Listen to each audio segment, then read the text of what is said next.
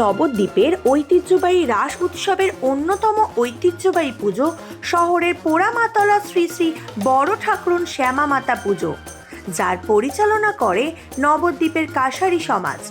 গতকাল পুজোর পর শনিবার সকাল আনুমানিক 11টায় ঢাক সহ বিভিন্ন বাদ্যযন্ত্র সহকারে শহরের বিভিন্ন পথ পরিক্রমা করে বেলা আনুমানিক 1:45 নাগাদ প্রাচীন মায়াপুর রামকৃষ্ণ মঠ সংলগ্ন লেকে নিরঞ্জন হয়। ঐতিহ্যবাহী এই প্রতিমা নিরঞ্জন দেখতে সাধারণ মানুষদের উপস্থিতি ছিল চোখে পড়ার মতো। পাশাপাশি রাস উৎসবের এই পুজোতে পুরুষদের সাথে মহিলারাও থাকেন। এদিন নিরঞ্জনের ঘাটে চোখের জলে মাকে বিদায় জানাতে উপস্থিত ছিলেন কাতারে কাতারে মানুষ। আবার আগামী বছরের অপেক্ষা।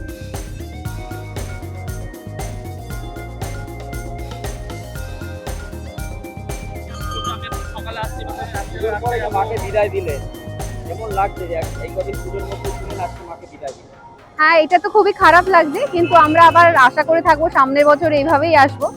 আমি থাকি না, আমি এখানে নবদ্বীপে, আমি বউ, মানে বাড়ির বউ। আমি আবার ফিরে আসবো সামনের বছর, এইভাবেই আনন্দ করবো। রাস উপলক্ষেই আসেন? হ্যাঁ, রাস উপলক্ষেই এসেছি। নাম? আমার নাম জুহিতা।